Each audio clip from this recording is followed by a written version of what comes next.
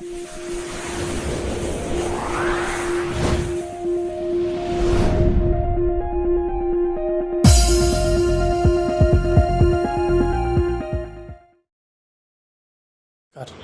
सभी का बहुत बहुत स्वागत है आपके अपने चैनल फास्ट इंडिया न्यूज़ में।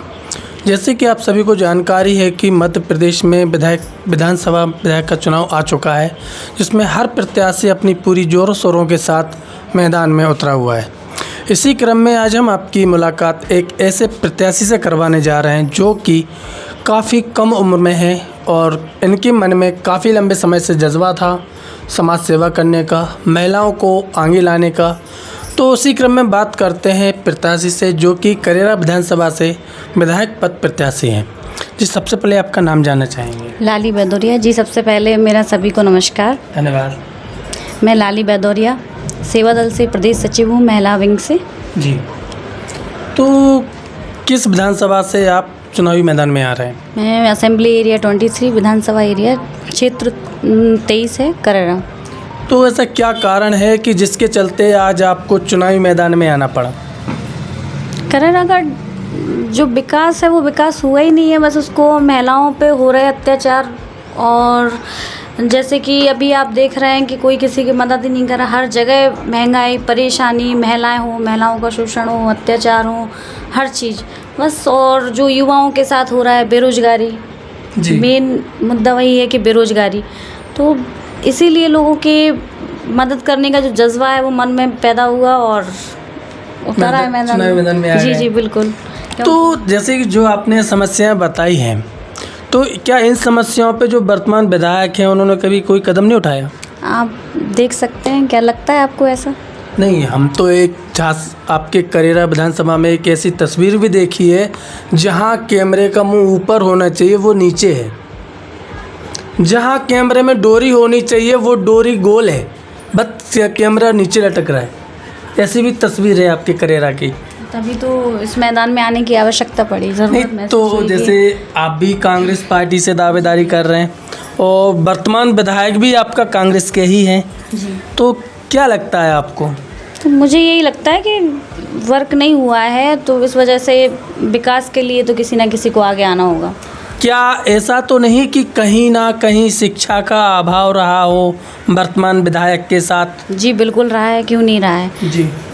हमारे जो भी विधायक हैं, अब एजुकेशन तो नहीं पता मुझे उनकी, लेकिन कहीं ना कहीं शिक्षा को लेके भी रहा है, क्योंकि जहाँ तक हमें जानकारी मिली है लोगों से जो सुना है कि जो वर्तमान विधायक हैं वो शिक्षा से काफ़ी दूर है।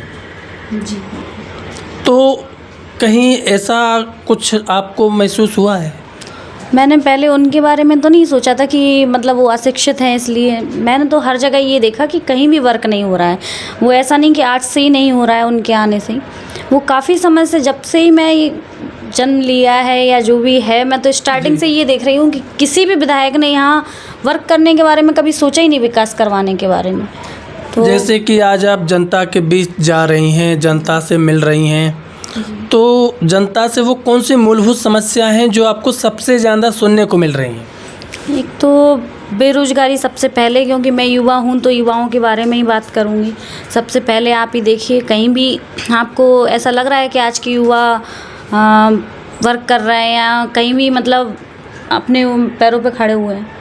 हर जगह परेशानी है, बेरोजगारी है, नौकरी को लेके हो। आज बीजेपी पार्टी ने इतना परेशान कर रखा है युवाओं को कि वैकेंसी आती है, फॉर्म फिल करवा लिए जाते हैं और फिर रद्द हो जाती हैं बिल्कुल। और उसके बाद फिर महिलाओं पे आ जाइए आप, क्योंकि मैं एक महिला हूँ तो महिलाओं के बारे में पहले बात करूँगी। और महिलाओं पे हो रहे जो अत्याचार हैं, आज उनकी कहीं भी सुनवाई नहीं होती। आज कुछ समय पहले की घटना है कि एक बड़ौरा गाँव में 5 साल की बच्ची के साथ दुष्कर्म हुआ, उसकी कोई सुनवाई नहीं हुई। इतने कहने के बावजूद, इतने धरने देने के बावजूद भी सरकार से हम लोगों ने ज्ञापन दिए, अपील की उनसे, तब भी उस बच्ची को कोई न्याय नहीं मिला। न्याय क्या, उसमें उस अपराधी को कोई सजा ही नहीं मिली। इससे और भी घटनाएं घटी, जैसे कि यहाँ मुगावली गांव है, वहाँ भी एक बच्ची के साथ गलत हुआ, उसकी जान ले ली गई। 8-9 साल की बच्ची थी। और भी गांव हैं, उन महिलाओं के साथ शोषण हो रहे हैं हर जगह, क्योंकि जब हम एक मुद्दे को दबा देते हैं तो और भी दबते जाते हैं। बिल्कुल।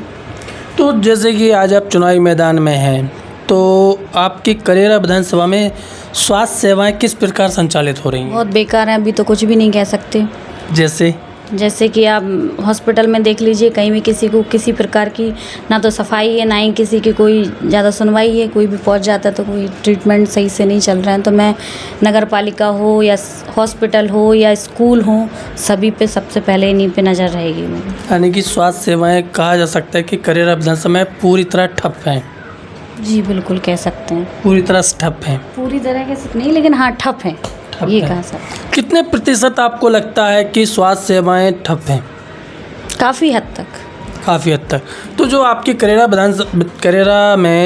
विधानसभा में जो अस्पताल बना हुआ है, तो क्या उसमें किन किन बीमारियों का इलाज अभी हो रहा है? अभी तो मुझे, जहाँ तक मैं गई हूँ तो मुझे डॉक्टर ही नहीं मिलते हैं हॉस्पिटल्स में। तो क्या कह सकते हैं कि इलाज कैसे हो रहा है। बस जो भी फार्मासिस्ट होंगे वही दवाइयाँ दे देते हैं, मेडिसिन, और लोग वाग लेके आ जाते हैं बस।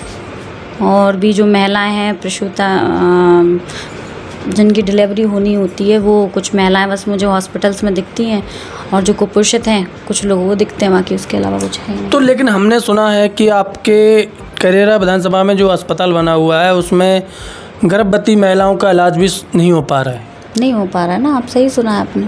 तो इस पर जो आपके वर्तमान विधायक हैं कि इन्होंने कभी कोई कदम उठाया या कभी उन्होंने जानकारी लेने की कोशिश की है? उन्होंने आज तक कोई जानकारी लेने की कोशिश नहीं करी। यही तो दुर्भाग्य है हमारा कि लोगों ने उन्हें विश्वास दिखाया अपना और उन्हें बनाया, और उन्होंने किसी के विश्वास पे खरा नहीं उतरे हुए। इसके अलावा दूसरा क्वेश्चन है हमारा आपसे कि शिक्षा का स्तर कैसा है?